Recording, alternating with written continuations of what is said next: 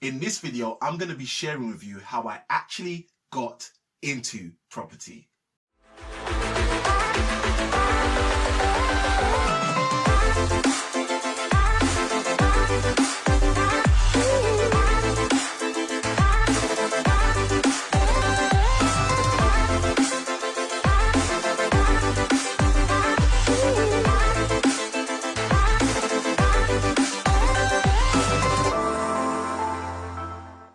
Good day guys, Samuel I Can Win here. In this video, I thought it would make sense to actually answer a question that I've been asked again and again and again. And this question usually comes after people hear me present and share kind of my story and some of the case studies of the property deals I've done in my time.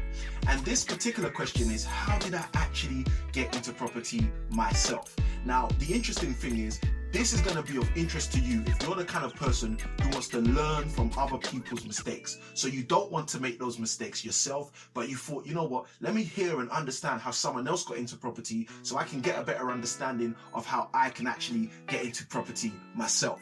Now, for most people who know me, they believe my start in property began when I worked in an estate agency for my first ever full-time job. Now, I don't want to burst your bubble, but the reality is that's not exactly where my property journey started. My property journey really started when I was around 11 years old, and I'm going to share with you both how my experiences as an 11-year-old also encountered my experiences when I got my first full-time job as an estate agent. Now, when I was 11 years old, something very interesting happened.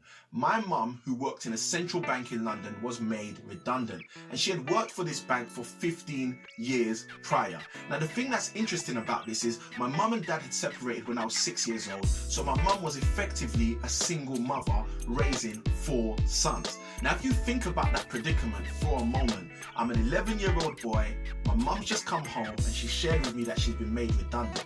Now, I can't go and get a job, I can't actually go out and help her in any way, shape or form, and as a result, I actually watched my mum struggle to make mortgage payments, which later turned to my mum attempting to downsize, and through her attempts to downsize, engaging with estate agents. So at the age of 11, I effectively met what we now understand as a motivated seller, which is a human being who is motivated by some circumstance or scenario to actually sell their property.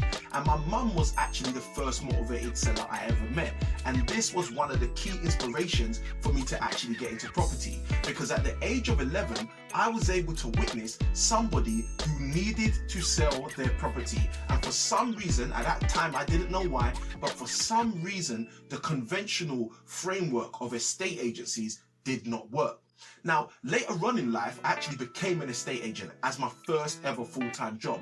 And this was a very, very interesting scenario. And the reason it was interesting is because for the first time, I actually got to witness from behind the scenes what probably was taking place with my mum's scenario when I was 11 years old. So let me share with you a little bit of what does take place behind the scenes in a lot of estate agencies. Now, first and foremost, a lot of estate agencies are commission-based environments. So what that basically means is if I hit my commission target this month, I actually have no added incentive to actually sell your property this month. And I actually have more incentive to hoard your property and sell it next month to give me a head start on my target next month. So when I worked as an estate agent, I started to see these kind of characteristics and these kind of inner workings, and started to understand that this is partly a reason why there are so many people who are trying to sell properties who at times cannot move their properties fairly quickly. Now, if I go back to my mum's scenario, the situation was she was trying to sell quick in order to downsize because her current mortgage payments were above the obvious revenue she was generating, having been made redundant. So it taught me that we live in a world where at times people want to move their properties and sell their properties as quick as possible, whether it be a situation like my mum who's trying to sell her actual residential home, or whether it be a portfolio landlord who's got several properties who's trying to get rid of them so he can retire and move on with his life, or wherever that may be.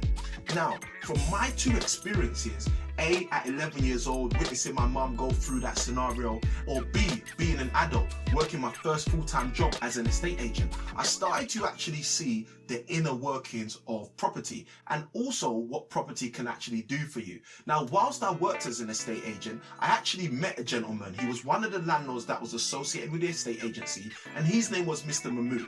And for some reason, which is probably a whole nother video, Mr. Mahmood took a real liking to me, and I believe this was partly because I was a similar age to his two sons, and his two sons kind of created a situation for him, and that was the fact that neither of them were actually interested in his property portfolio.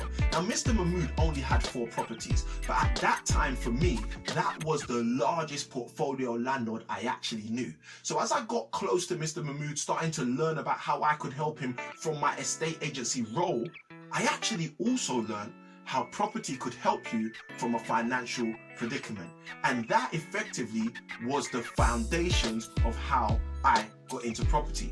Now, to really give you the nuts and bolts of how I really got into property actively myself, after actually engaging with Mr. Mahmood, I started on a journey to actually study creative property investing strategies. And this must have been around 2003, 2004, 2005. And as I started studying creative property investing strategies, I decided to employ the help of an actual coach. Now, my first ever property coach taught me a particular strategy, a particular methodology, a particular way to generate revenue using property as a vehicle, and that was property sourcing. If you're interested in property sourcing and how property sourcing can help you, then you can click on the actual card that's going to come up on this video, which talks all about property sourcing and what it actually means. Now, because my first ever property coach helped me to understand about property sourcing and how I can leverage the skill of property sourcing to move forward in my own property journey, I basically embarked on starting to become someone who would source property opportunities. Now, my property sourcing activity at the time was really the main thing I was focusing on. And the interesting thing is, as a result, I was not even building a property portfolio for myself. I was basically helping other investors to get rich. Now, that brings us to the end of this video. But if you're interested in property sourcing, feel free to watch the next video, because that's going to give you some key insights into what property sourcing actually is. I hope you've enjoyed this video and got lots of value. Feel free to let us know in the comments what you've learned from watching this video. And like I said, learn from other people's mistakes so you don't have to make them yourself.